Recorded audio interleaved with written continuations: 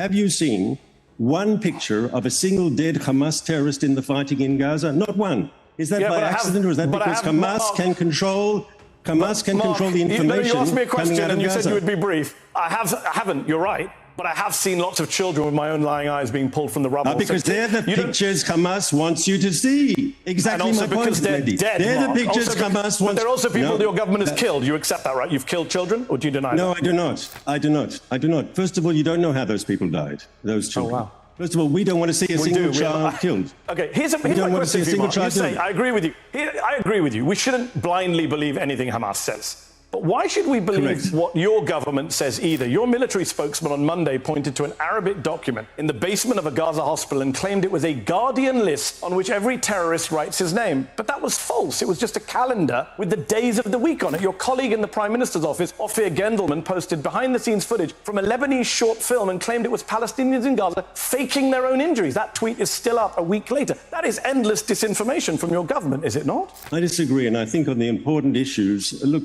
I'll give you an example, Mehdi. Originally, we estimated... No, I'm answering your question. Allow me to answer your question. I'm answering your question directly, if you'll allow me. But you're dodging my question, Mark. I'm not sure that's true. Why did your military spokesman on Monday point to a calendar in Arabic and say, these are the names of terrorists on them? That's false. Can you accept that here and now? I'm not aware of the incident. Let's put up the image. We have the image. You have no comment. I don't read Arabic. It doesn't help me. I have no comment. I'm not familiar with the incident. Does your spokesman read Arabic? Hang on, I have a question. Mehdi, you're a journalist. Have you made a professional mistake ever? Not intentionally, but have you made a professional mistake? Exactly, and I own up to it. Have you made a mistake? So can you own up to the mistake? So if I've made mistakes, you've made mistakes, but there's a difference between making an honest mistake and between Hamas that deliberately exaggerates numbers to suit its propaganda purposes. There's a huge difference. So it sounds like... It's like...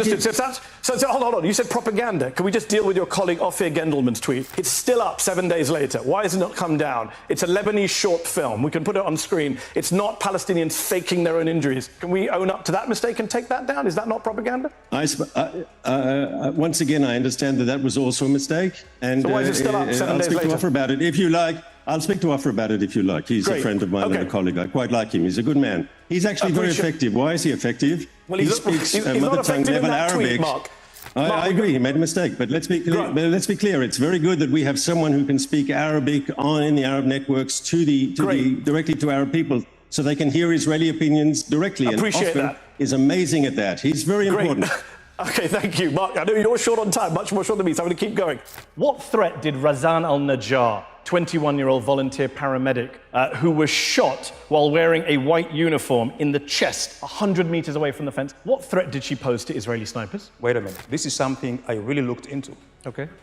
I'm glad someone... Yes. She was having an incendiary bomb, and there is an investigation by the IDF, so she was a threat. But I have another question for you. Where's your... Why was she going into you know why she was going? Zone? Because you're killing her people and she's a paramedic. You could choose not to kill people at a fence who are just damaging a fence, allegedly, as the UN, the EU, international lawyers have said.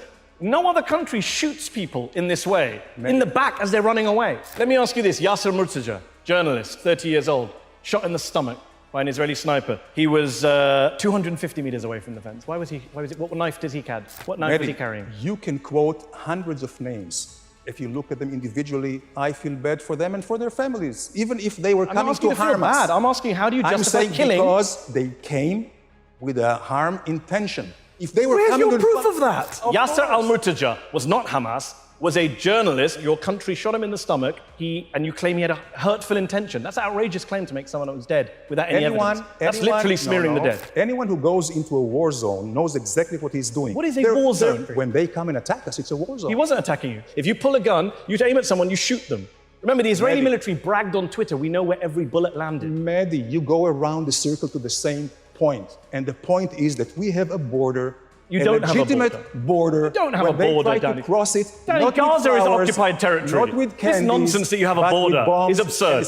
Gaza is occupied territory. The people there are living in an open-air prison camp, and you're saying it's a border. I beg to differ. Gaza is not occupied territory. You beg to differ with the United Nations, the European Union, the International Criminal Court, every Western government. The International Committee for the Red Cross says Gaza is being treated with collective punishment. That's the view of the ICRC. Can I ask a question? Does Israel control Gaza's borders, airspace, and territorial waters? Yes or no? No. No. Really? Israel, no. Wow. Because you're just going to come here and say barefaced falsehood. No, the things. So fishermen who go beyond 6 miles and get Listen. shot, they just imagine the bullets hitting them. And when General Zvika Vogel, former head of Southern Command, said in April, if a child or anyone else gets close to the fence, his punishment is death.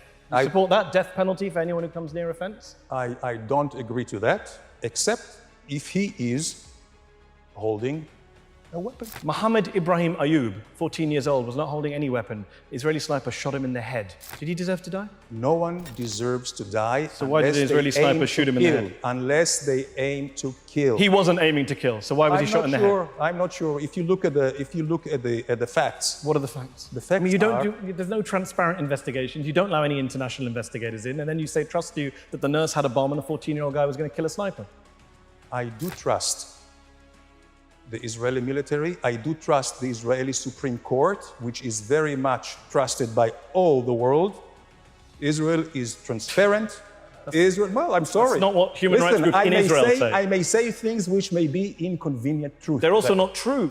How else do you get rid of Hamas if you don't go about it in the blunt, brutal manner that Israel is doing? And if you do it the way they're doing it, how do you avoid the kind of casualty rate of people under 18, given that that's half the population? So, 3 things very briefly. Number 1, you do it by not deliberately targeting civilian targets and schools and hospitals and cemeteries and mosques and universities and churches. You don't have snipers shooting at hospitals or Christian women inside a church. That's how you avoid the casualties. Number 2, I don't accept the premise of your question that this is the way to defeat Hamas. I think even if I'm an Israeli hawk, I criticize Netanyahu and say, this is not the way to defeat Hamas. This is actually absurd to think you can defeat Hamas in this way. We have countless episodes from history that show us this is not how you defeat a guerrilla movement, a resistance movement, a terror group, as you say, whatever word you want to use. In fact, you have Israeli generals saying this can't be done in this way. And number 3, look, the reality is Hamas is a symptom of the problem. As long as you treat Hamas as the problem rather than as a symptom of the problem, you're never going to get rid of Hamas. Or if you do, by some fantasy means, get rid of Hamas, you'll just get another version of Hamas, because now you've got tens of thousands of orphans. You've got people who've lost their kids, their spouses, their siblings. What, you think they're not going to fight back in the years to come? You think they're not going to take revenge? Well, that's how I feel. It's absolute madness to believe. I feel the same way. So we agree. I think you're being a little too generous to the Israelis here, and with the greatest respect, I think your questions reflect a little bit of a naivety about what Israel's doing here. You're starting from the premise that Israel is trying to defeat Hamas. I don't accept that premise. I don't believe that's what Israel is trying to do. What do you think they're trying to do? They wouldn't be doing it this way. I think they're trying to take back Gaza. I think they're trying to erase the resistance in Gaza. I think they're trying to get rid of the people from Gaza. I think this is they've mowed the lawn, as they put it in previous wars. This time they're going in to erase the population. There's a plausible genocide. Okay, but let me ask you that. If you listen to Israeli officials, as you know, it's laid out in the South African petition, they are very genocidal in their approach to flattening and burning down Gaza. It's not about destroying Hamas. And if it was about destroying Hamas, why has Netanyahu and Smotrich and others talked about how Hamas is an asset to Israel? Why do they say that openly, Piers? Mehdi, why is Israel singled out? Yeah, I don't accept the premise of the question, obviously. It's interesting you should say that Israel's singled out. There's a little R going out. Well, if you're watching this on YouTube, go back on YouTube and see that the first Intelligence Squared debate I did was not about Israel. I came here a few months ago to talk about the Kingdom of Saudi Arabia and its human rights abuses. So before I even turned up for Israel, I came to condemn Saudi Arabia. I get it. There are lots of UN resolutions condemning Israel. I get that. But if you look at actual practical sanctions, there are no sanctions on Israel from Western countries for human rights abuses. There are against Syria, there are against Russia, there are against Iran, there are against North Korea. So no, I don't think Israel's being singled out. I'd actually like to see sanctions put on Israel so it's treated like other human rights abuses. Consistency, single standard. I mean, I would be critical of your double standards, Piers. You constantly criticize Hamas for genocidal goals. And I just pointed out to you that the Israeli finance minister said this week he wanted the total annihilation of Gaza. Do you agree that's genocide? No, listen, I definitely think some of the members of that cabinet have used rhetoric which I think borders on genocidal. No question. But it's not as blatant. Borders. Why not just genocidal, Piers? Why borders? Well, OK. Look, you say it's genocidal. I would say annihilation of Gaza. Yeah, I would say it's deeply inflammatory rhetoric. But it's not quite the same as the Hamas spokesman saying on camera after October the 7th, we are going to keep doing this again and again and again. That's different. It's much worse, because the Israelis are literally doing it as we speak. And they have a charter to get rid of... It's much worse, Piers, they have a because charter the Israelis to eliminate have killed Israel. tens of thousands of people. Yeah, but see, they have tens my of problem, thousands of Palestinians. You and I, Mehdi... Hold on, Piers. Yeah. So does the Likud Party. 1977, Likud Party charter. What does it say? Between the sea and the Jordan, there will only be Israeli sovereignty. River to the sea. That's the Likud Charter, Piers. I haven't heard you criticize the Likud Charter. Douglas, you're the guy... Sorry, let's just be clear. You're the guy who denied earlier that what you said in The Spectator... Let's just be the clear content. We're talking about October 7th. 5 days after October 7th, you said, maybe they will finally put an end to this insoluble nightmare, raise Hamas to the ground, or clear all the Palestinians from that benighted strip. It could be a good time to do it, but you tell this audience, we can live in peace side by side. That's a war crime. No. Ethnic cleansing is a war crime. Not at all. Clearing people. No, I said maybe for a reason. It could be a good time to do it. For goodness sake. Douglas, just apologize and move on. Seriously. As Israel's atrocities in Gaza have become ever more clear, committed Zionists have been forced to dismiss an ever wider range of international institutions, as Mehdi Hasan found out at a recent debate. I want you to also offer defense of international institutions at this moment as it relates to holding the state of Israel to account. I have just one sentence to say about that, is that the entire world wants a ceasefire, and the United States and Israel and, I don't know, the Micronesia and whatever else don't, right? The entire world takes a very different view, unfortunately, to the people in this room and to Douglas and Natasha. The International Criminal Court, the International Court of Justice, the UNHCR, UNICEF, Doctors Without Borders, Amnesty International, Human Rights Watch, Oxfam, Christian Aid. Yep, you're booing. What does it come to when you're booing Oxfam? What does that tell you about yourselves? You're sitting here booing Oxfam to defend Benjamin Netanyahu. Let me just deal with something you just said. You talked about debunking propaganda. First of all, you can't even get Israeli propaganda straight. The Israeli government's own security agency, Shin Bet, investigated what you just said and said, no, we found no evidence that workers from Gaza were involved in the October 7th attack. Oh, Shin Bet are lying. They're booing Shin Bet, the Israeli security service. Got it.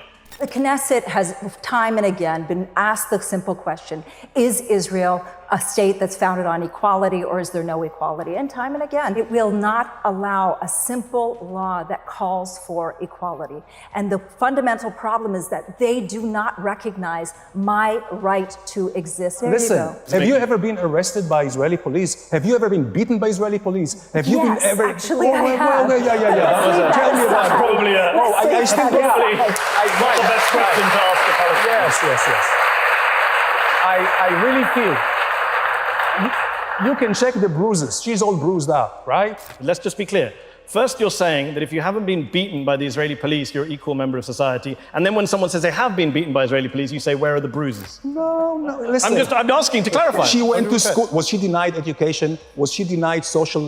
So that's your definition. What is your definition? Hold on. She is Israeli, just like me. Black Americans during the Jim Crow era could go to school. It doesn't mean that there wasn't massive segregation and discrimination against Black Americans. But there's no... It's a weird criteria. No, but Jews and Arabs can go to school together, and they do go to school together. There were protests on TV just a few weeks ago. Israelis were saying they didn't want to sell a house in their town to a Palestinian family. And how many Arabs? That's fine. Did you say that's fine? Listen. Did you say that's fine to Israeli people protesting against the sale of a house in their town? Are you okay with that? They can protest, which is good. Are you saying it's good, your words, for people to protest against the sale of a house to a Palestinian family to keep the town Jewish only? Because that's what I just said happened, and you said fine, and then you said good. Are you okay with that? Listen, you have people here and there. Why do not they believe that they are right? But so you would condemn those protests. So would you condemn those protests? Because a moment ago you said it's good that they're protesting. Because it's a democratic society. But it's a racist protest. You don't have to be okay with the protest. You can protest whatever you want. But you condemn those protests. It's called freedom of expression and I'm asking you to give us some free speech. Do you condemn those protests? I condemn anything which is biased against race, religion, gender. Do you condemn those protests, Danny? Do you condemn as such or what they represent? Whatever you like, Daddy. Just do something. Give me an answer. I condemn any racism. Okay. General statement. You won't condemn those protests, though. I would condemn them. Oh, wow. Okay, we got that. In your view, is killing 274 Palestinians, including many children, an acceptable price to pay for the freeing of 4 Israelis?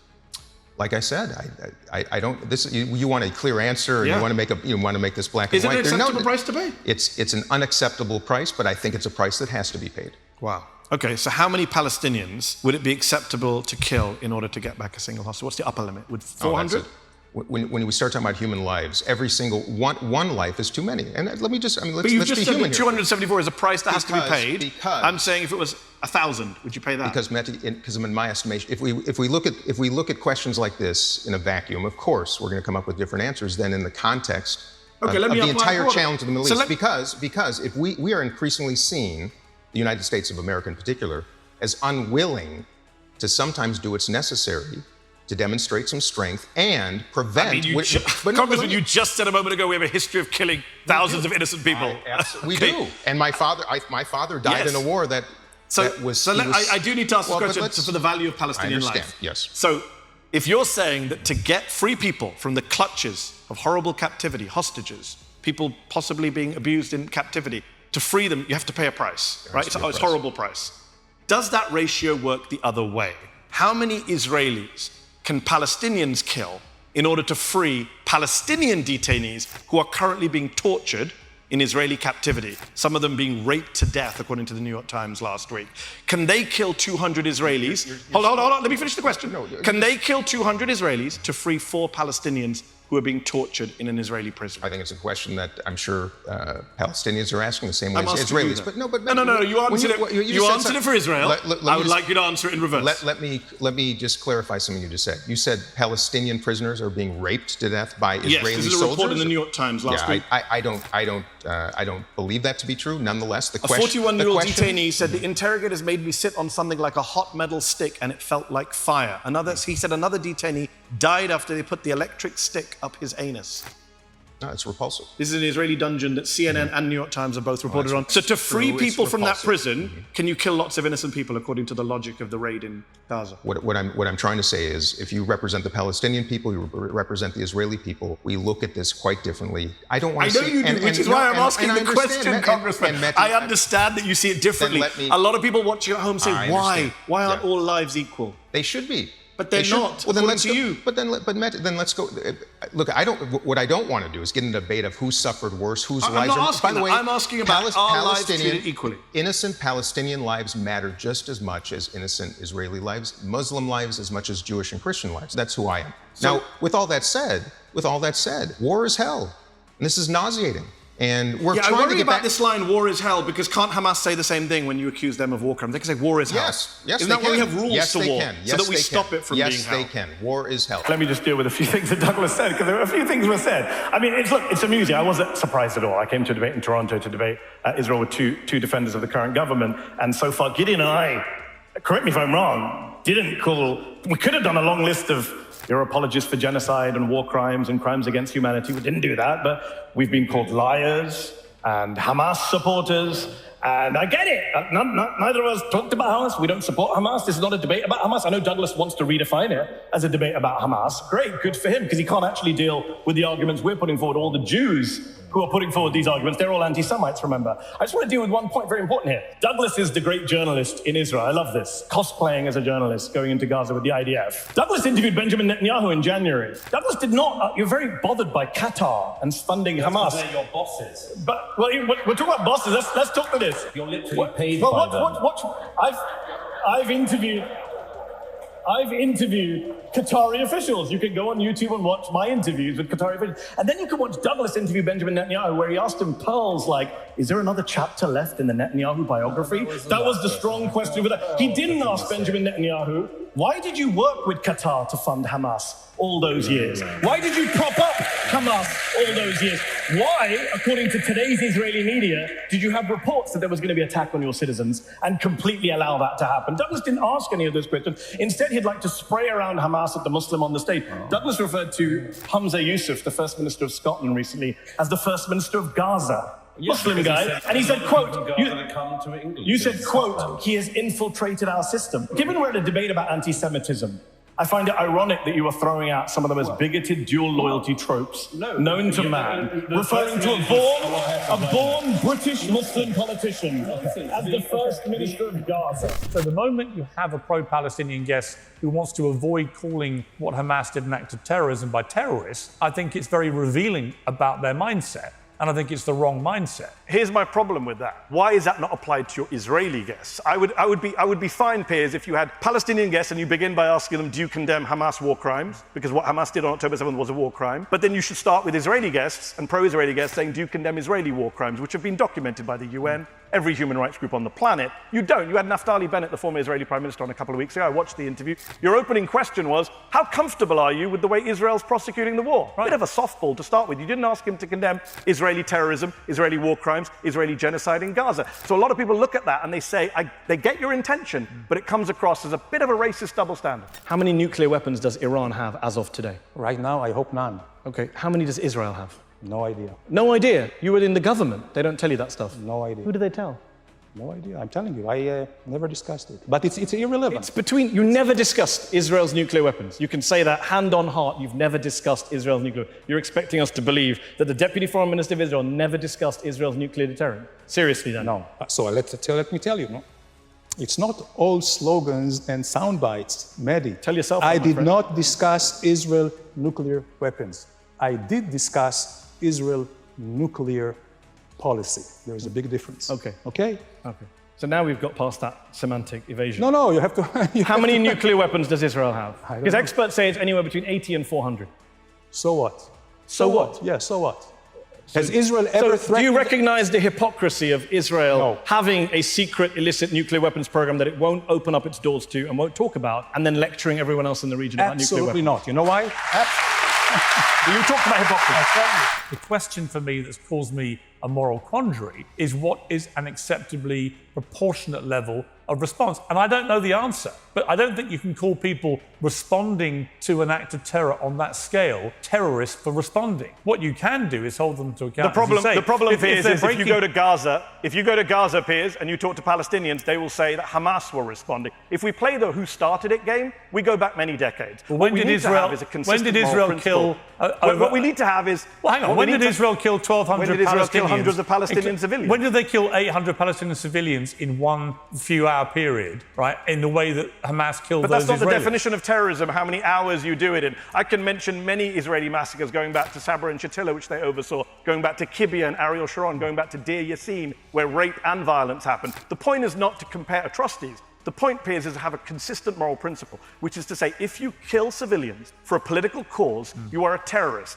On that basis, Hamas have committed acts of terror and Israel have committed acts of terror. I think that's only fair to say that. The reality is, Abby, that the obstacle to a hostage deal has always been Benjamin Netanyahu, and those are not my words. Those are the words of Chaim Rubenstein, the former spokesperson for the hostages' family, who told the Israeli press last week that Netanyahu's been the obstacle. He says that they found out there was a deal on the table back on October 9th, 10th to get hostages released, but Netanyahu hid it from them. Those are the words of the spokesperson for the Israeli families of the hostages. And he hid it from them because he knows that if he agrees to a hostage deal, his fascist colleagues and his coalition government will collapse his government. This is Israeli domestic politics. Lieutenant Colonel, what about that? I mean, if the hostages are all released, shouldn't Israel seriously consider ending hostilities in Gaza and allowing for a political settlement that leads to the future? Yeah, I'm listening to the second edition of Mehdi Hasan's monologue that I saw earlier, and it's not surprising that you're parroting Hamas talking points. Let's put things here in perspective. We have a terrorist organization that abducted civilians and soldiers. They're the ones for the last 4 months have been refusing any deal that Israel, the US, Qatar, Egypt, and others have put forward. And now, when push comes to shove and when they see Israeli tanks lined up on their way to Rafah, all of a sudden they are agreeing. They're agreeing to something that wasn't on the table. And it's quite absurd that this is even how it's covered. And it's classic deception 101 by an organization that is very savvy in deception and unfortunately has figureheads and mouthpieces all over Western media doing their work, whether it's Al Jazeera or other places, and getting that message out that Israel is the problem when Israeli civilians and soldiers are the ones that have been abducted. I'll let Mehdi respond to that. So I think all of your viewers saw me quote the spokesperson for the Israeli hostages' families. And the colonel then said, I'm parroting Hamas talking points. He's referring to the hostages' families as Hamas, as parroting Hamas talking points, because I quoted them. I didn't quote Hamas. In fact, tonight, the colonel knows that hundreds of people went to Netanyahu's house and screamed, you have blood on your hands, Israeli protesters. I guess they're all Hamas. Right? The Israeli position now is anyone who disagrees with them is Hamas. I'm guessing tomorrow they'll say CIA Director Bill Burns, who was involved in this hostage negotiation deal, he's Hamas too. Everyone's Hamas. And as for deception, I mean, come on. The colonel was a spokesperson for the IDF, which has spent the last 6 months lying. Abby, your network has debunked multiple lies that the Israeli military has told. CNN's Jeremy Diamond, I urge all your viewers to go and watch your colleague Jeremy Diamond's report on 10 kids killed in the Al-Maghazi refugee camp last month. The Israelis said we had nothing to do with it. And yet Jeremy interviewed 3 munitions experts who looked at the evidence and said, yeah, Israel killed those 10 kids. So when we talk about deception, we're learning from the masters here. The proposition tonight have sprayed around the word lie and liar, so let's return the compliment. Natasha lied when she talked about UNRWA and terrorism. The UN set up an independent inquiry, asked the Israelis for evidence. I know you don't want to hear this. They asked the Israelis, she's parroting propaganda for the Israeli government. The Israeli government was asked to give evidence. They refused to give their evidence. Every Western government, including your own, Canada's, has restarted funding because they looked at the evidence and didn't see it. That's great. I get it. But as Douglas might have once said, facts don't care about your feelings. To come back to the other point of lie, Douglas says the war would end if Hamas gave back the hostages. Complete lie. The Israelis have said, even if the hostages come back, we carry on the war. In fact, I interviewed Avraham Munter's nephew. Avraham Munter is a 79-year-old Israeli hostage right now. Poor guy, tragic. 79-year-old in captivity, should be freed, of course, had to have his birthday in captivity. His nephew says that every time he goes on the streets, Ben Gvir's police beat him. They beat him and arrest him. They're arresting hostages' family members. And they're coming on TV and saying, why are we being used as props by people who support the war? He doesn't support the war. He wants a deal. Israeli family members are going on the streets and being tear-gassed and water cannon, whatever, beaten by the police because they want a deal and they want an end to the war that Douglas and Natasha so proudly support. They keep telling us about the horrors of October the 7th. I agree. This side shares the revulsion against the horrors of October the 7th, but we also share revulsion against the horrors that came since October the 7th. We don't support those horrors. I'm opposed to the war crimes that happened on October the 7th and the war crimes that have happened since October the 7th. Douglas, now I'm going to finish this point. Douglas, the week after October the 7th, came out in The Spectator and advocated for the ethnic cleansing of Gaza, which is a crime against humanity under the Rome Statute. He said now is a good time to do it. Douglas earlier was telling us all about the importance of journalism going on the ground. While Douglas was getting awards from the President of Israel, we were actually reporting, my news organization Zateo, from those campuses with Jewish students. In fact, the most read piece on our site is from a student called Jonathan Ben Menachem, who is at Columbia and reported from inside the encampment where they were having a Seder, where he was protesting war crimes in Gaza, which I know the other side thinks there are no war crimes, everything we just imagined the last 8 months.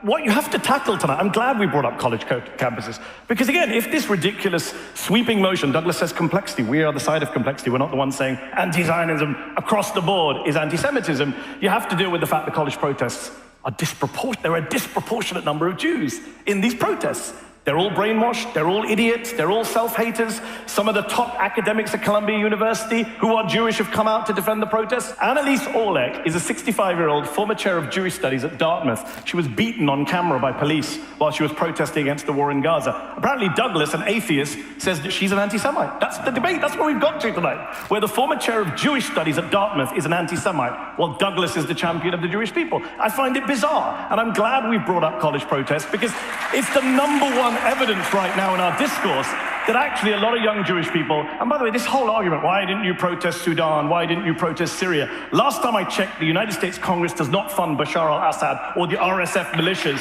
in Sudan.